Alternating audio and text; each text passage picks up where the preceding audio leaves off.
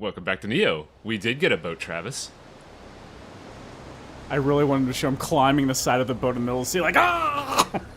So, I have a question for what we're about to see, because given the fact that we are a, well, convicted felon in the name of England, something is really weird about this story right here. How the fuck did William get 5 boats? During 2 years' voyage. One decided, fuck that. Also, I hope you like heavy metaphors. Faith was lost, loyalty sank, hope vanished. The good news of the blight about Gospel was lies. And that's before we actually left. A very We Indiana decided Jones to run intro. directly into the compass. You say compass. An ironic twist. We traveled far and wide to locate the gun grave. That's a game I haven't heard of in a long time. Fuck. And anime. Nioh. Nioh! I don't know why, but that just fade in for the title was pretty dope to me. Everything is lost. I lost all my friends on this ship. I even lost my guardian spirit. Nioh. That was that does kind of show how trash William is as a captain, because he lost 4 ships after somehow getting 5 by being a felon. Also, Listen, we be impressed that you actually managed to climb aboard our ship, but after that you were just bad luck the whole time. So, we get to customize how we start, and we have a variety of weapons available to us. Ooh. Amazingly enough, in the original game, you only had access to swords, 2 swords, spear, and axe. Later DLCs would add Kusarigama, Big Sword, and Tonfas to you. Now, for the ways I've played through this game with Kusarigama, Tonfa, and dual swords. And, I like the dual swords the best, honestly. But I am gonna pick an alternate weapon. One I haven't really No played. insect glaive. This is trash. Insect glaive? I feel like I'm missing something here. People know what it means. They're just gonna point at me and laugh. But yeah, we get access to 2 weapons, and, yeah. Spear sounds good. It makes your body +1. Oh yeah, I always thought, for some odd reason, I always thought that meant this goes off this stat, but yeah, it also adds to your stat, doesn't it? This is basically like picking your class system. You're able to increase stats at the very beginning. I have a feeling, though, as the game goes on, like, these little stat increases are pretty minimal, because they're like, you kind of find out that, oh, well, this weapon I like better, and then your stats change accordingly. This game is really finicky with how it references stuff. It references Japan as Zipangu and Japan at random. Also, we get to choose our new guardian spirit. Kato is power. Spirit shark. Kato is power. Isanade is magic. Daibawashi is evasion. And I always like Daibawashi. I don't know why. Listen, I'm for Isanade, because you have to be something strong to be a spirit shark. Yeah. No, I've already been through the tutorial, please. Tutorial, please? I'd like to report a tutorial.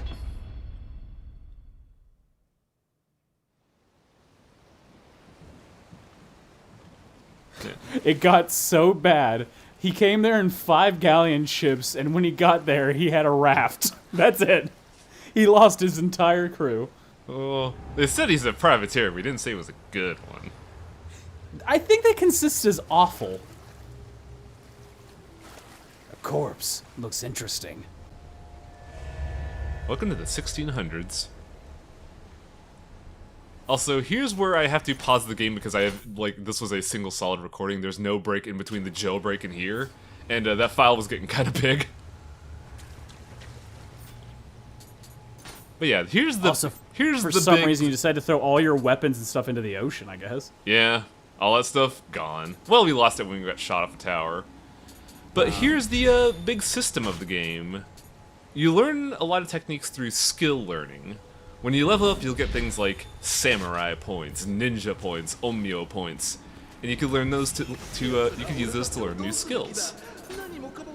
Now, starting off, you're going to have a lot of your stuff gated off. At this first level of the game, you're only going to get access to about one unique skill per stance, and then the flux system.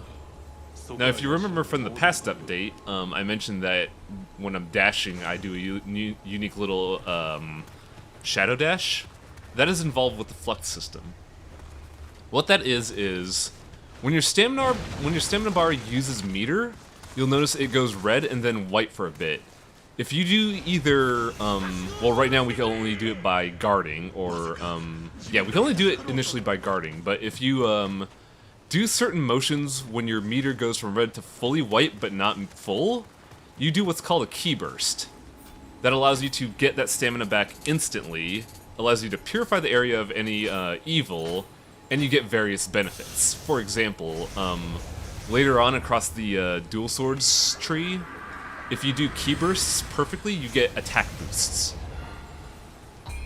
I like your little frog baby there. God, I forgot what those are called, but that is actually a Japanese spirit. One of many we're going to be seeing across this playthrough. Needless to say, your explanation sounds in-depth and interesting. I think I need to see it in action. Yeah, it's a mouthful that can only be really explained in motion. Now, here's the weirdest thing about this game, Travis. When leveling up, you notice how I picked weapons that involve skill and body, yeah? Yeah? At the beginning, you do not want to touch any stat but spirit, because each guardian spirit you get can give you anywhere between 1 to 6 buffs depending on how high your spirit level is. So what I want to do is I want to get to 11 spirit ASAP so I could get the full benefits of Daibawashi's abilities. And at this point in the game, those are very powerful. Also, More powerful than stat increases, I guess. yeah. Here are stances. This is how the game kind of gets really in-depth with how it works. You have high, mid, and low stance, and that's basically... With high stance, you're emphasizing power over defense and evasion. With low stance, you're emphasizing quick hits and dodging over power. And mid stance emphasizes guarding, and gives you a little bit of chuffiness and some dodge, but not a lot. Now, instead of weight affecting rolls in this game, stance actually affects rolls.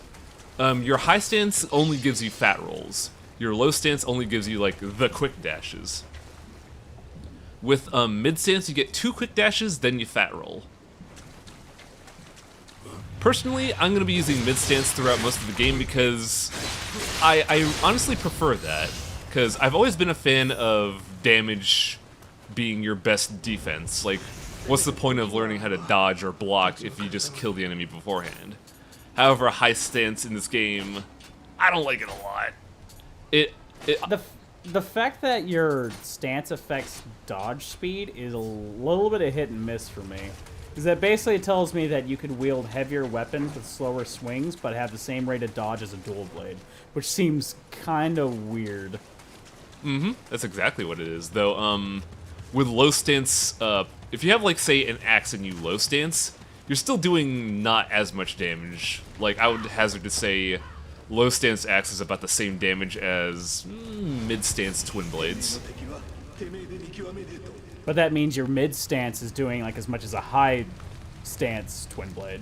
Yeah, but in the end, it's also the same trade-offs as, say, using a heavy weapon in a Dark Souls game. You're basically giving up stun locks for that big meaty hit. Now, one skill I picked up, very important skill for a lot of weapons, is the kick. You know how I mentioned in the last episode that this game emphasizes enemy stamina and how you have to be managing that? Kick is kind of busted. Kick is a weapon that kick is an attack that exclusively damages stamina. So if you know when to hit and where, you could stamina and break people super easy and they get executions. That's how I play. No, there's something I like about kick being a weapon. I mean, power boot is really powerful. Throwing your leg up onto the blacksmith slabs, being like, I need this tempered. By the way, this game has gestures. It has a lot of gestures. What would you say if I told you that gestures were actually important to parts of the gameplay? I would say, finally. Yeah, next update we're gonna see that, but man, like, they do a lot with gestures and I love it. By the way, here's your tutorial for changing stances. I also showed off key burst there a little bit. My legs have been folded over 1,000 times. See these calves, man? They could cut a cannon in half.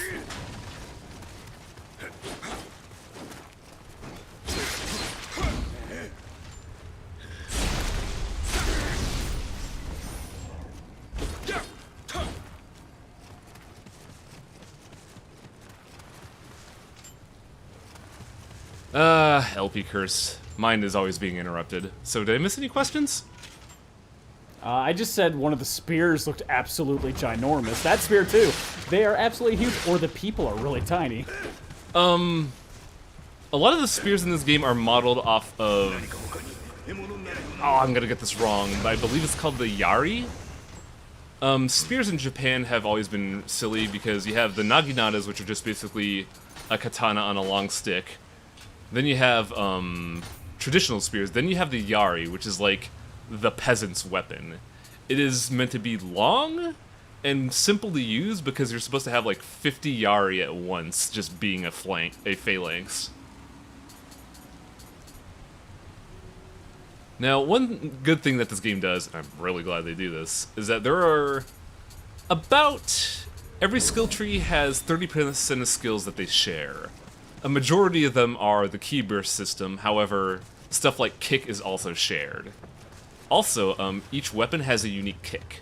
One of my buddies who I co-opted with a while ago, he would use a regular sword, and the kick is like a forward thrust kick. The spear kick is kind of like a... You stick this spear in the ground, and you swing and kick, and it gives you like a positional advantage. The twin swords kick is a roundhouse kick, and you could kick multiple people with that. So I'm glad that even a kick has some variety in this game. There should be a skill tree for just kick. There is unarmed combat in this game. Now, I've played through this game a lot. I've played through like 100 hours, not including this. However, we're gonna take a part in this recording where this is somewhere I have not been ever. Like, I just went through this level and recorded, I'm like, wait a minute, what's this path? What is all this? Oh, this is new. This is new and interesting. What have I done? So back there at the farm when you were talking about the big spear, traditionally I would go through the front door of the manor atop that hill. Now in that manor they ambush you with like 4 dudes and it's kind of a hard fight to go through, but it's manageable. This whole side path actually allows you to subvert that and I never knew that. So I feel like a fool. You know, you could have just said that you knew where this was all along and acted No. confident, but then you had to give up your trick. No. Well, I mean, what would I gain from acting like I know where I'm going? I like to let the viewers know that they're not the only ones learning about this game. I'm learning new stuff too. By the way, this is our first yokai that we're fighting. And first yokai is now dead. Yeah, that's very much a jobber.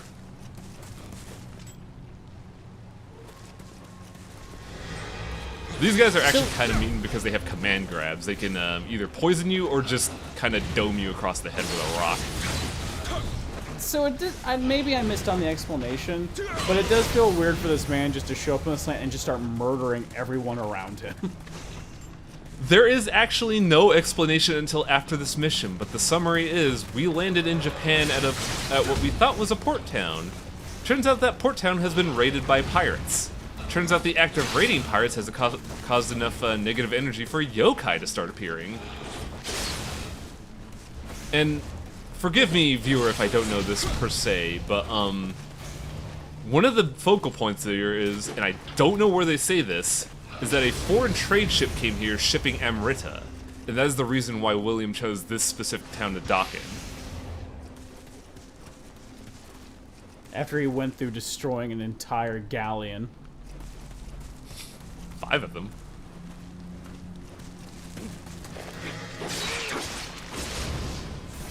Well, that sucks. So you know how every I like game the spear has more like myself here. Personally, I think the spear seems to work better. yeah, the spear is good for range, but in hallways it's kind of a liability. Now you know how every game has like every Souls game has like the enemy and then the red eye version of the enemy. Meet the red eyes. Wow. Armored. Where's his red eyes? It's the armor. If you ever see armored samurai, they're way tougher. They have more stamina. They tend to focus more on changing their stances and evading, and they're immune to headshots. And so, man, the attack rate is just incredibly fast with heavy combinations.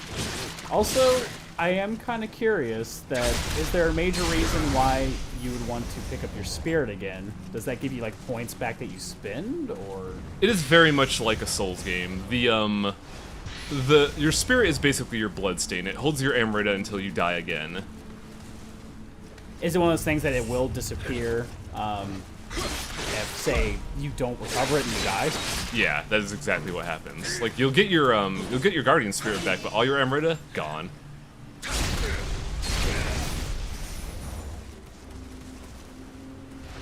Now, Also notice you've been picking stuff up and you've been hearing people talking. Is that you, like, absorbing their spirit minds, or what's going on here? that's kind of it. Like I mentioned, Amritas is basically this game's souls. It is the crystallization of a person's life energy upon death. Now, because of that, since William has his own guardian spirit, he's able to absorb the primal memories of people's lives when he absorbs their Amrita. Also, I got a question about a protagonist as well. What's that? Is his last name Wallace? No. I forget So what he's his last Scottish. name is. His name is William, but his last name's not Wallace. Bollocks. He has a last name. I don't remember it offhand. Because they only refer to him as freedom. They only refer to William as either William or Foreigner. So I never. Hello, my name is William Foreigner.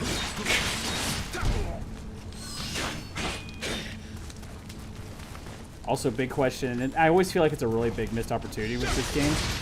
Are there stylish bow combos? No. Bow Can a game give that to me? I want a game where I guess Dragon's Crown kind of counts, but I want a game where I can kick someone in the air and then juggle him with arrows. Unfortunately, the viability of bows in this game doesn't make it like stylish combos. But it's not like, say, a Souls game where the only use of a bow is to pull someone. But yeah, if you want to do sick bow combos, play Tales of Vesperia. There's a character there that has that. Oh, I know who you're talking about. Yeah. Hobo Man. Mm-hmm. He's a great character.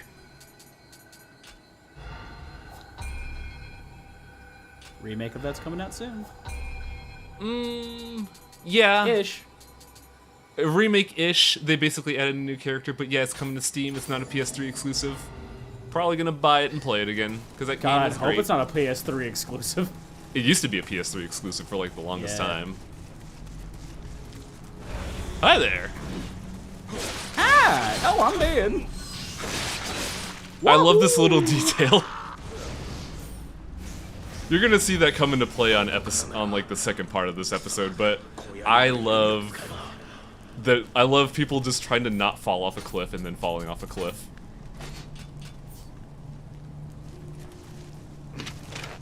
So this is interesting to me because, like I said, this is a new area to me. This is your bow tutorial area. Hello, I'm Bo's tutorial. Now, there's supposed to be patrols down there that you're intended to headshot, but for whatever reason they didn't appear for me. You never discovered this place before. You don't deserve this advantage. Pretty much. Now, here's a fun little trick. There are items in this game called locks of hair. They're just free skill points. I like that. There's this item. You may have heard of it. It's called a lock of hair. Yeah. Weirdos carry them around all the time. It's from your adoring fans, Mr. William Foreigner. Yep, there's the spear kick. William Foreigner the Hedgehog. I don't know why this is becoming a Sonic Forces LP all of a sudden. Sonic Forces. But yeah, this game also has unique parries, like you saw there. The spear parry knocks them down. I believe the twin swords parry lets you get behind them. That'll get flashier the better, in my opinion. Mm-hmm. Also, spear gets a lot of unique position opportunities. I've only recorded the first 2 big levels in this game, but I am definitely starting to favor the spear. I think it's neat. I mean, I don't know if this says anything about me, but a weapon, like, I'll have people going like you'll read something about a Souls game, and they'll be like, dude, the S-Stock is the best thing in the world. And I'll play it, and because its attacks are so boring, I'll go, you guys are liars. Pretty much. Like, use whatever weapon you like. Don't listen to people. I want it to be flashy. I want it to be like, there was no reason for him to do that pose, but he did it anyway. That's what I want. I think you'll like this game a lot, because each weapon has its own unique, like, fighting style instances. Like, you've seen swords have been, like, multi-hits, roundhouse kicks and all that. Spears have been sick flips and knockdowns. Kusarigama is about just swinging a chain around and then attacking people with a scythe. Every weapon is viable in this game, and it's also fun as heck to play as. The bow and arrow, you're like Ashitaka. You're just blowing people's heads off, arms off. It's bullshit. I wish they did that thing like in Spirited Away when his arms get shot off and he just looks at his nubs like, what the fuck? You might actually see an opportunity like that in the next few episodes, because, like, when I start doing side quests, I get a really good, like, through and through. Now, what I did is since I have a couple, Nioh points from putting into Spirit, I get hit with an axe, for one. But, Did you just lose all of your health, pretty much? Half of it. But, well, better half than all of his. But yeah, I put some points into Nioh. This game has 2 side branches of skills that I feel like they expect you to get some of both. But yeah, you're definitely are like hurting yourself if you don't get them. Ninjutsu is about unique items, it's about getting unique items and focusing on status effects. Nioh is magic, but magic is not like in a Souls game where you just find the biggest like bazooka shell and shoot it. Nioh is about focusing on elements and element status, because they want you to put 2 elemental status effects on someone and then get them in a state called confusion. I'm going to start working towards that right now because I have the water buff. Water in this game, as a status effect, reduces enemy defense. Also, check this shit out. These guys have the worst peripheral vision I have ever seen. It's very much a Metal Gear game. By the way, here is burst mode. You ever play the God of War? This is exactly that. Tecmo-Koei now. Pretty much. But yeah, I think the burst system in this game is neat. Once you get full meter on your Guardian Spirit, you just unleash God mode. And every single time you kill someone, it restores your energy meter, keeping this thing going. So you are very much expected to just activate it and then go ham on everything. He doesn't see me. Oh shit. What was he doing? I think picking the lock? With his face? Yeah.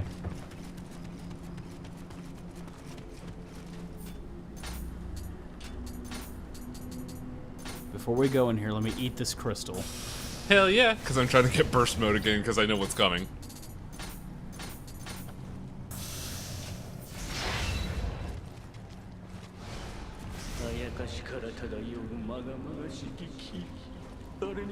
So I was talking about key bursts a while ago, and it's going to be implemented here, because we're going to fight our first actual yokai. And I'm sorry, but I'm so used to fighting these guys that I kind of make it look simpler than it actually is. Oh shit. I am evil! Oh god! Exactly. So yokai It's are another interesting. yokai. I was about to say that's a giant yokai, right? Mm-hmm. when you see clouds of just evil energy lying around, you're going to be fighting a buffed up yokai. Now, I'm just going to call them demons, because that's getting annoying to say. Demons in this game are unique in that their attacks do not cost stamina. However, they still have a stamina bar, and you can still stamina break them, both by, say, kicks, or if you find a unique weak point on them, you could smash their weak point, you could smash their stamina bar instantly and then get free attacks on them. That is expected. Now, demons have a unique ability to cause evil energy around them, which saps your stamina bar. If you key burst, you could cleanse them. So basically when you fight demons, you gotta find ways to break their stamina bar and also be focused on cleansing the area, that way you don't run out of stamina when you actually go ham on them. I imagine that was that point that was supposed to be designed for new players to be like, oh god, I died. What do I do? Yeah, meanwhile I die to a freaking samurai. That sounds like more like Ninja Gaiden, to be honest. Yeah. Where just random jobbers can kill you like that. Now here's where I'm used to going first and foremost. Welcome to the docking village.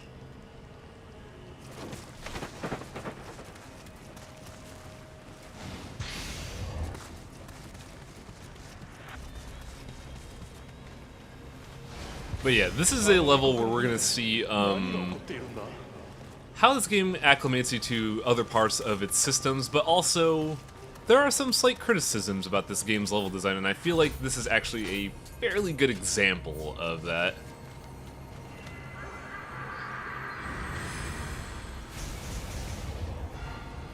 So I'm getting the impression you can only level up at the shrines, right? Yep, it's very much our Emerald Maiden. Yep, now we get all those buffs whenever we have a Guardian Spirit on. But yeah, next time on Nioh, we're gonna see our first boss fight, and even with how much I've played, the first boss is relatively tough for where we're at in the game. Seems only fair. You've been just carving through this easily, except for that one dude that killed you in like 2 hits. Oh, that was just me getting a little, froggy there, because I got the drop attack, I felt confident, but man, confidence just kills you in this game. I have to go to Japan to find this energy and understand what's happening. And to do that, it means I have to kill everyone in Japan. Yeah. Like, it does seem a little weird that the moment you dock in Japan, you just go on a murdering spree, but I want to say it's in self-defense, because they struck first. That doesn't excuse most of them. It really doesn't. Yeah. You show up as this guy covered in blood being like, I'm sorry I killed a bunch of people. Can we just, not fight? Oh, fine. And you just blow off their heads. As they leak out gold orbs and shit. I feel it's very much like... You ever play Onimusha? Long time ago. Onimusha shares a lot of similarities with this game. The only difference is that Japan showed up and beat the shit out of France in that one. Oh yeah, huh? That was Onimusha 3. And then Leon the Professional's like, what the fuck is going on here? Oh yeah, I forgot about that. I guess I'm going to be a playable character. And only in this game. Sorry, buddy. I don't know, I thought Onimusha 3 was way better personally, but hey. Hey, I'm not dissing it. I thought probably that opening scene is probably the most memorable things back then. Because you had this guy standing there on the street corner with a baguette being like, who are you to judge, huh? My children need wine. And then a giant demon ripped his head off. I was like, oh my god. It's a shame we don't see anything like that here, but hey, I think you'll enjoy... What? What does that mean? We don't actually see, demons messing up people. We just see the after effect, and it's I'm kind of looking back on that huh. You mean I thought you were insinuating, I can't believe this doesn't ever happen in America. Why don't you see demon attacks in cities sometimes? Oh, shoot. No, I just realized that you never actually see demons, doing demonic stuff in here. They're always just, as a result of. Are But you yeah. starting to pick up some of this bloodthirstiness from Mr. William Tourist over here? Maybe. Mmm. God, Explains this a lot. this is gonna become a thing, huh? Mr. William Tourist and his adventures through Japan. And killing everyone in Japan. And apparently, and of course, this is just what I've heard, Wang's really into demonic destruction in U.S. towns. Look, man, I told you that in full confidence. Then that confidence was wasted. Truly. Let's get to the next video.